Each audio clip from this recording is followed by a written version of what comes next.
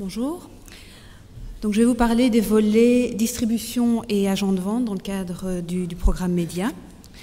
Les objectifs de ces volets sont donc d'améliorer la compétitivité des compagnies et des films européens dans un marché globalisé, d'encourager la circulation des films européens en Europe et au-delà donc des frontières nationales des films, et de renforcer les liens entre les acteurs de la distribution et de la production. Plus spécifiquement, il y a deux mécanismes de soutien à la distribution qui remplissent des objectifs différents. Donc, tout d'abord, on a le sélectif qui a pour but de soutenir la diversité de l'offre en veillant à ce que les plus petits films et les films venant des pays à plus faible de production du visuel circulent hors de leurs frontières. La grosse machine de la distribution, c'est plutôt le cinéma automatique, qui lui, par contre, est basé sur l'idée de base, le point de départ, c'est la performance des distributeurs dans leur propre marché, leur performance en termes de distribution de films non nationaux. Et le but du soutien est d'encourager ces distributeurs à réinvestir dans des films non nationaux européens. Donc, typiquement, on voit plus dans le sélectif, on verra le plus souvent des plus petits acteurs qui n'auront pas accès peut-être à l'automatique parce qu'on attend de l'automatique des bénéficiaires à l'automatique d'être déjà bien actifs sur leur marché. Je vais commencer par décrire le soutien sélectif. Donc, très brièvement, pour ceux qui ne connaissent absolument pas le soutien et afin de ne pas être perdus dès la première image, le but du sélectif, le fonctionnement du sélectif, c'est un groupe de distributeurs qui est coordonné par un agent de vente et ensemble, ils se mettent ensemble pour demander le soutien pour un film. Donc, le soutien sélectif est celui qui a subi le plus de changements entre Média 2007 et Creative Europe, si on regarde des soutiens à la distribution. Et je vais couvrir ces changements. Les partis pris suivants donc, ont été mis en avant. Le but est d'encourager des campagnes de sortie pan-européennes, d'assurer la qualité du groupement, donc du groupement de distributeurs, pour toucher une plus grande audience. Donc on va faire attention à on va regarder à la qualité de ce groupement pour être sûr que le film sort dans les meilleures conditions possibles, avec la promotion nécessaire et donc ultimement la plus grande audience est touchée. D'assurer la diversité géographique de l'offre. On verra comment on met ça en pratique. Et il y a une attention particulière sous ce programme qui va être portée aux films pour le jeune public hors animation. Je dis jeune public, en fait, c'est plutôt les films pour enfants, puisque c'est des films pour les enfants jusqu'à l'âge de 12 ans. Cette politique a été initiée par la Commission sur base du fait que ces films ne circulent pas. Et le but est d'ouvrir le jeune public au cinéma européen et à sa diversité. Donc, pour mettre en place ces différents objectifs, on a dû revoir nos critères d'éligibilité et nos critères d'attribution. Critères d'éligibilité, c'est ce que chaque candidature ou groupement, c'est le critère qui sont absolument pas négociables, ils doivent remplir ces critères pour pouvoir avoir accès à la phase de sélection. Après, on verra les critères d'attribution qui sont des critères compétitifs. Il y a un changement au niveau de l'éligibilité du film. On a décidé de mettre une limite sur le budget de production des films venant des plus grands territoires. On a fait beaucoup d'analyses, voir où on mettait cette limite. Les différents films sélectionnés par le passé ont été analysés. L'idée derrière ça, c'est, en fait, on a vu pour plusieurs sessions des films à très gros budget qui n'avaient absolument pas de problème de circulation hors des frontières nationales, qui sont des films qui vont générer des admissions sous l'automatique. Ces films-là venaient parfois prendre jusqu'à 20-30% du budget disponible pour la session. Quand on soutient The Iron Lady sur une session, il faut se dire qu'il y a peut-être 10 films qui, du coup, ne peuvent pas être soutenus. Donc, afin d'assurer la diversité de la sélection au sein du soutien sélectif, on a mis cette barrière-là pour les plus gros films.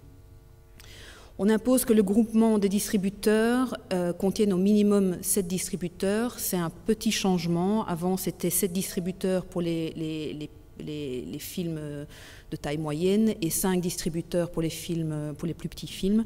Maintenant, on a rationalisé le système. Tout le monde est à 7. L'impact va être minime. J'ai regardé le plus loin que je pouvais regarder au niveau des statistiques. Il n'y a aucun groupement avec 5 distributeurs qui pouvait de toute façon être sélectionné.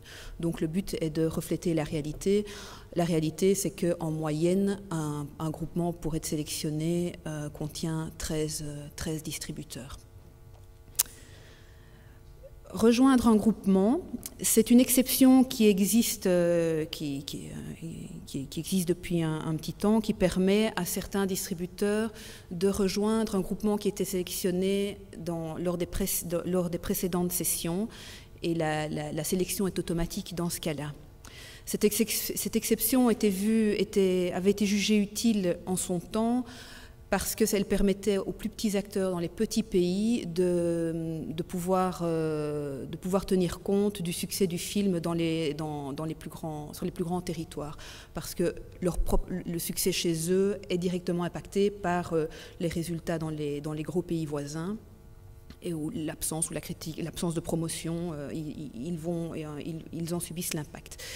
Mais récemment, nous avons vu de plus en plus de groupements, de candidatures qui venaient des plus gros pays pour des gros films, donc qui venaient prendre du budget sur cette exception, qui nous a forcés à revoir l'étendue de cette exception. Donc, on a limité la possibilité de rejoindre un groupement aux groupements qui ont été sélectionnés juste à la précédente sélection, donc pas pouvoir remonter à 1 an et demi comme c'était le cas précédemment. Le but, c'est quand même que les gens investissent dans des films récents. Et deuxièmement, il sera impossible pour les distributeurs basés dans les 5 plus gros pays de profiter de cette exception. Ceci a été présenté à la plupart des distributeurs avec qui on était en contact, et notamment avec leur groupe de réflexion. Et c'est une mesure qui est en général bien prise, parce que beaucoup d'acteurs qui sont dans les groupements initiaux regrettent que certains attendent pour s'engager, du coup mettant en difficulté le groupe initial et mettant à risque la sélection du groupe initial. Et enfin, au niveau des critères d'éligibilité, nous imposons que l'agent de vente soit le coordinateur. En pratique, c'est toujours le cas. Sur les 5 dernières années, les projets sélectionnés étaient chaque fois coordonnés par un agent de vente. Donc ici, on en fait une règle, ce qui nous permet d'avoir un lien direct avec l'agent de vente. Les critères d'attribution, donc là, nous sommes dans la partie compétitive, donc c'est sur ça que les groupements vont se démarquer. Ces critères ont été établis pour refléter ce qu'on a vu avant, donc les différents partis pris qu'on a pris pour le sélectif. Donc chaque groupement a à chaque fois un point pour chaque distributeur éligible. On y ajoute 1 point pour chaque distributeur qui a généré un fonds potentiel sous le soutien automatique. La raison, c'est justement essayer d'avoir dans ces groupements des distributeurs qui sont actifs et pour lesquels il y a plus d'assurance que le film sera sorti dans les meilleures conditions.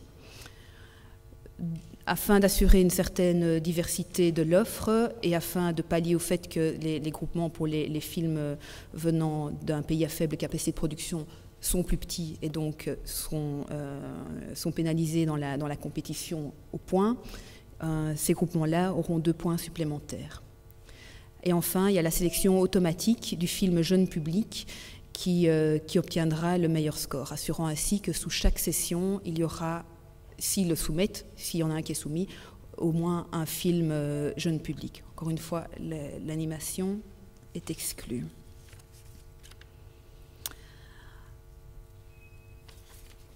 Un changement important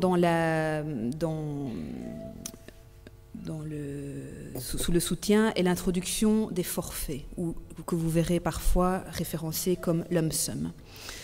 Ce système remplace le système budgétaire, donc les distributeurs ne donneront plus de budget. Ceci implique une simplification non seulement pour les distributeurs, mais également pour l'agence. Je vais couvrir très brièvement la méthodologie qui a été utilisée pour vous expliquer comment on est arrivé à ces forfaits. Donc, nous avons analysé les rapports finaux soumis par les distributeurs au cours des 5 dernières années, ce qui nous a permis d'établir des moyennes par taille de sortie et par type de pays. En fonction des catégories de pays ont été faites sur base justement de des moyennes nationales. Ceux qui avaient des moyennes comparables ont été regroupés, ce qui nous a permis de faire un groupement pour les plus petits pays, puis les pays à encore faible capacité de production, les pays moyens, et puis les 5 grands dans la 4e catégorie. Et pour chaque catégorie de pays et pour chaque type de sortie, un type de sortie étant la taille de sa couverture en nombre d'écrans, un forfait a été calculé. Au final, on devait arriver à une neutralité budgétaire, ce qui veut dire qu'on devait s'assurer qu'un nombre équivalent d'interventions serait fait sous le système forfaitaire que sur le système budgétaire. Donc on s'est assuré de ça que au final, la diversité est assurée, le nombre de subventions est assuré et peut-être que le système sera plus favorable pour certains types de sorties et le sera moins pour d'autres types de sorties. Concrètement, ce qui va se passer, c'est que le distributeur va devoir prévoir la taille de sa sortie en termes de nombre d'écrans à un moment donné, donc ce qu'on appelle le widest point of release. Donc à un moment clé, celui qu'il choisit, il estime qu'il va atteindre X nombre d'écrans. Le comité d'évaluation va, sur base de son projet, va analyser le type de compagnie, le type de film, le territoire, les statistiques, l'historique, et va établir quelle est la taille de sortie probable que le distributeur va probablement faire. Sur cette base-là, un forfait est appliqué. Et ce forfait est donné est proposé au distributeur. Lors du rapport final, une fois son film est sorti et il estime qu'il a passé le cap le plus large de sa sortie, il va déclarer le nombre d'écrans qu'il a réellement réussi à atteindre. Donc il ne soumettra pas de budget, on ne demandera pas de certification budgétaire, on parle de output en termes de nombre d'écrans. Ce nombre d'écrans sera vérifié sur un échantillon de projet. Les distributeurs doivent s'attendre à être de manière récurrente, à soumettre à soumettre des évidences. Ça pourrait être des bordereaux, ça pourrait être des factures, ça pourrait être des box-office reports tels qu'ils existent dans certains pays. Donc, toute évidence pour prouver que ce qui nous a déclaré est correct. Il y aura aussi un royalty statement, enfin c'est déjà en place, déjà au rapport final, nous recevons les royalty statements, ceux-ci viendront aussi corroborer le rapport final. Et donc ces statistiques seront encodées et utilisées pour mettre à jour le système de lump sum. Donc ce que vous verrez dans les lignes directrices, les tableaux que vous verrez sont basés sur les chiffres réels des 5 dernières années, et nous mettrons, sur base des statistiques futures, nous pourrons mettre à jour tout le système pour se rapprocher, pour rester chaque fois au plus près de la réalité.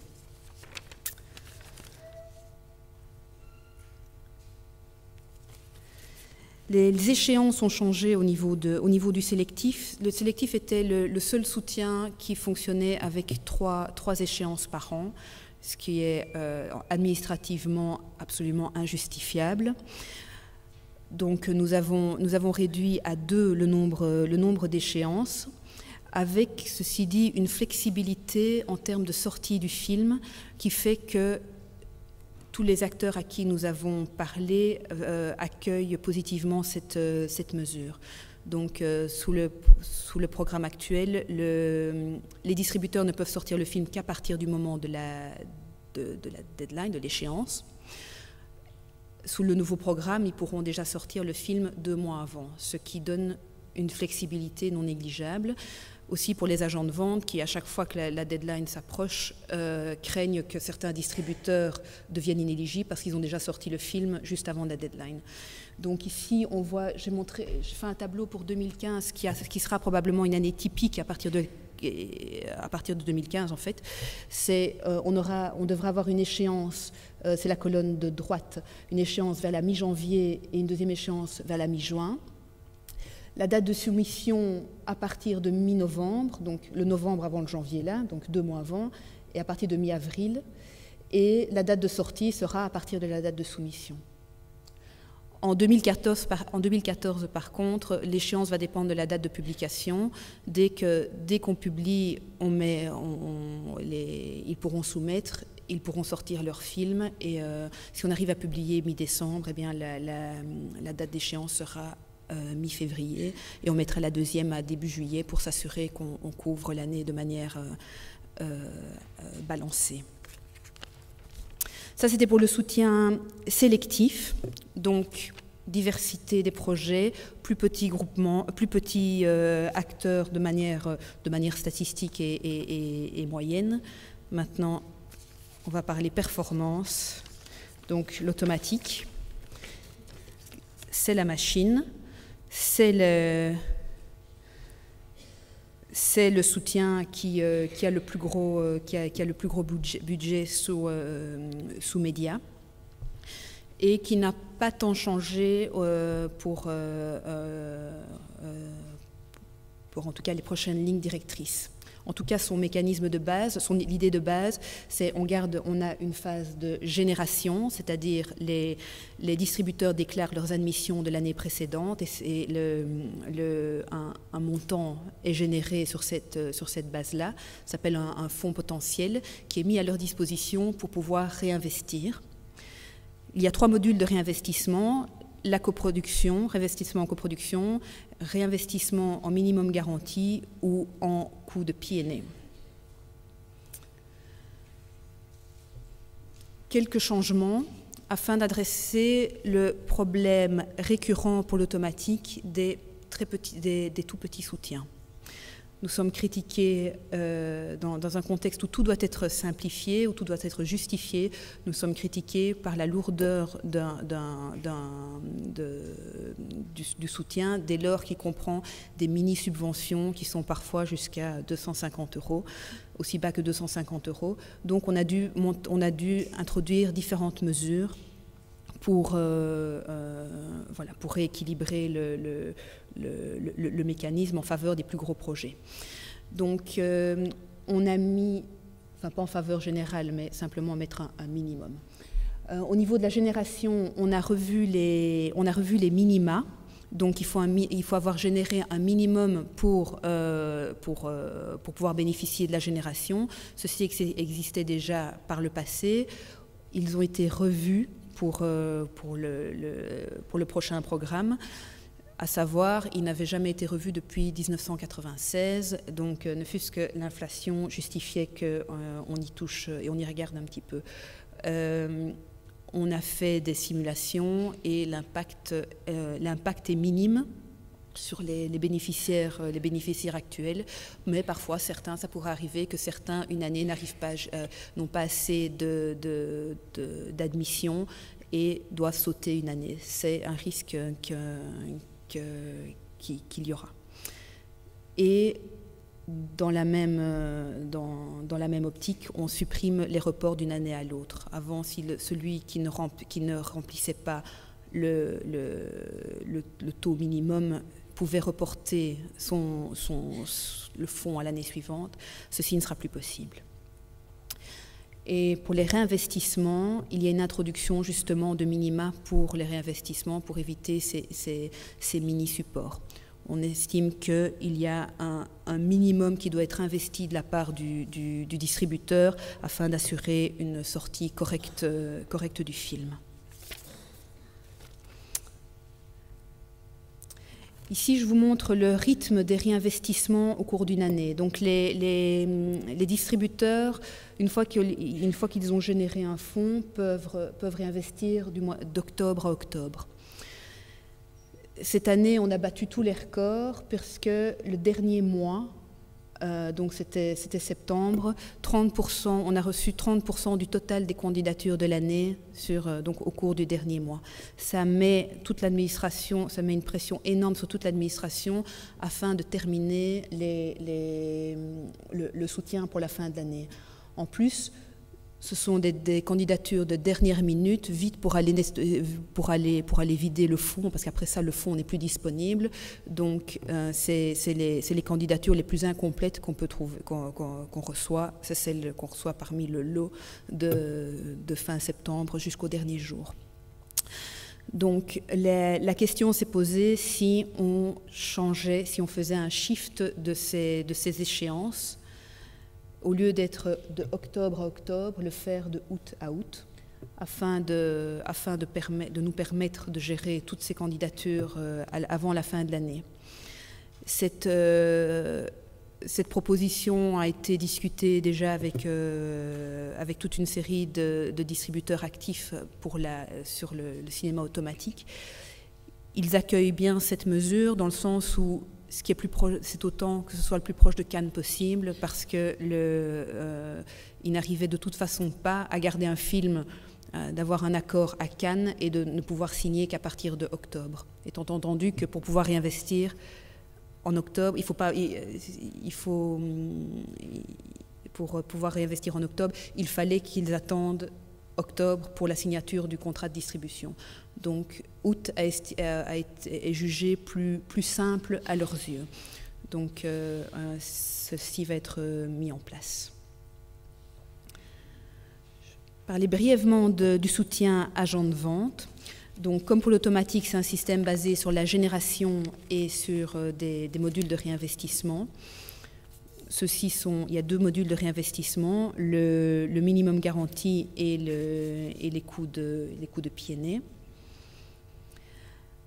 Il y a une augmentation du budget du soutien agent de vente qui, depuis des années, était tout à fait, je ne trouve pas le mot, underfunded, sous-financé. Donc, on a réparé ceci. Maintenant, il faut leur permettre, on peut libérer un peu les critères de la génération et de réinvestissement, parce que ces critères avaient été dessinés sur base d'un tout petit budget. Donc, pour la génération, on a revu les critères en permettant à des plus petits acteurs de venir également sur le soutien. Et pour les réinvestissements, on a revu le taux de financement pour encourager pour encourager les investissements avant la fin de la période de production. Donc on peut aller jusqu'à 60% de cofinancement dans ces cas-là, alors que le cofinancement normal est plutôt à 40 ou 50%. Et c'est tout pour la distribution et les agents de vente. Je vois déjà une question.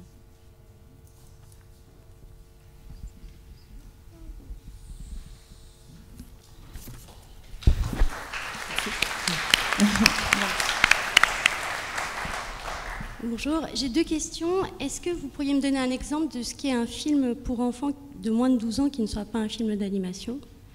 Et la deuxième question concerne les critères du choix sélectif. Les critères de... Vous devriez vous placer là parce que apparemment... Non. Les critères que vous avez choisis pour établir les forfaits dans le système sélectif, oui, en favorisant le nombre d'écrans, est-ce que vous ne pensez pas qu'il va y avoir un effet pervers à augmenter le nombre de films qui sortent dans les écrans, phénomène dont on souffre aujourd'hui en France, aux dépens d'une profondeur des sorties, d'un travail des distributeurs sur la profondeur des sorties?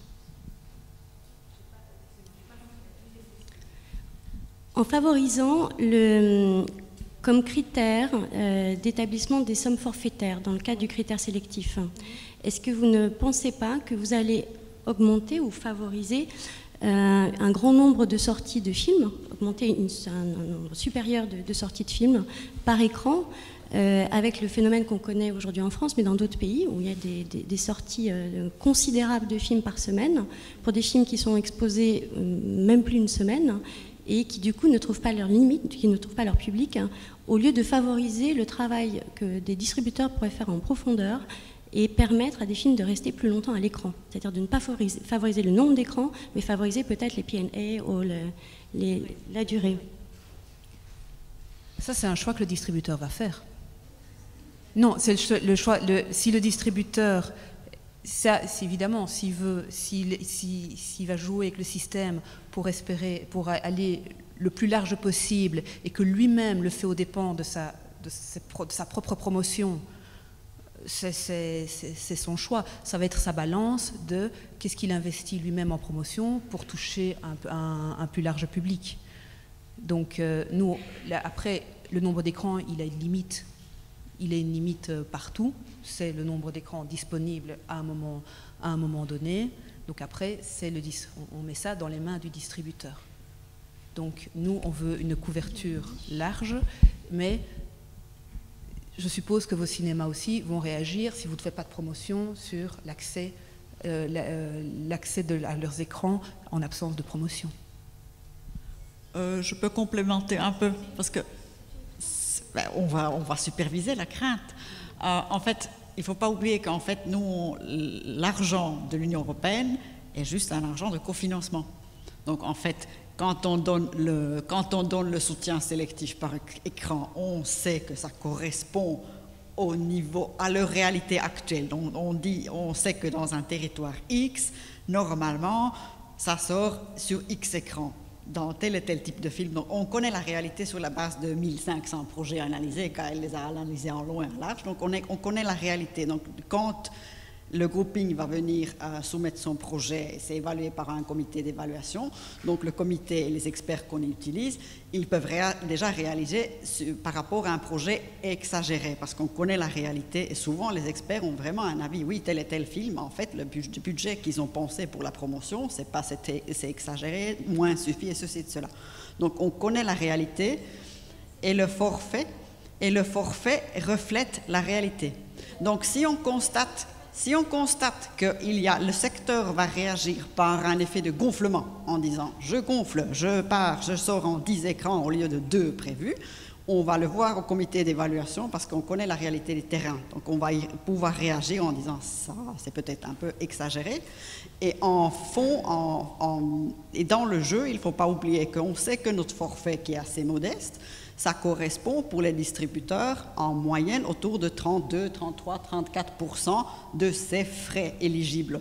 Donc en fait, nous, on donne un apport qui, dans la réalité, correspond à un tiers de ses coûts. Donc il va devoir quand même y mettre 66% de ses propres frais. Donc en faisant un gonflement du système, on va le superviser de très près parce que c'est un nouveau système implémenté par plusieurs programmes de la Commission, mais il va devoir subir les conséquences lui-même et en fait il ne va pas avoir un succès commercial, c'est pas tenable le gonfler et on va le superviser de près. Mais c'est vrai, le travail en profondeur n'est pas tenu en compte dans l'octroi de l'argent. Évidemment, s'il est intelligent, il fait son travail comme un distributeur professionnel, mais ce n'est pas le critère. Nous, on est basé sur les chiffres quelque part, ça on avoue. Mais on espère que l'effet de gonflement est évité et on va le superviser. On y croit pour l'instant encore. Et concernant la question pour les films pour enfants, votre question est tout à fait symptomatique. Pourquoi vous ne pouvez pas trouver de films? C'est parce qu'ils ne circulent pas. Les pays scandinaves sont hyper productifs en films pour enfants. Regardez n'importe quel festival de films pour enfants, vous aurez beaucoup de fiction. Et pourquoi vous ne connaissez pas de titres et que moi-même j'aurais du mal à les dire, je vous épargnerai mon norvégien, mais parce que ces films ne circulent pas. Donc le but c'est qu'ils circulent. Il y a un festival, c'est Cinekid, qui est dédié aux films pour enfants, par exemple. Oui, bonjour. Est-ce qu'il est prévu d'adapter ce système d'aide à la distribution film aux œuvres audiovisuelles, et en particulier aux séries télévisées? Ici, on parle de distribution cinéma. Ça, c'est cinéma. Là, oui, c'est un objectif clair. Non, mais c'est un objectif clair donc, on ne va pas toucher sur le budget distribution cinéma. Ouais. On est distribution en salle. Mais on pourrait imaginer qu'il se crée un système comparable pour aider la distribution des œuvres audiovisuelles ou pas du tout? Ça devient du domaine du policy au niveau de la commission. D'accord. Qu'il n'y a pas pour le moment, qu'il n'est pas couvert par le programme Creative Europe. Ok, merci.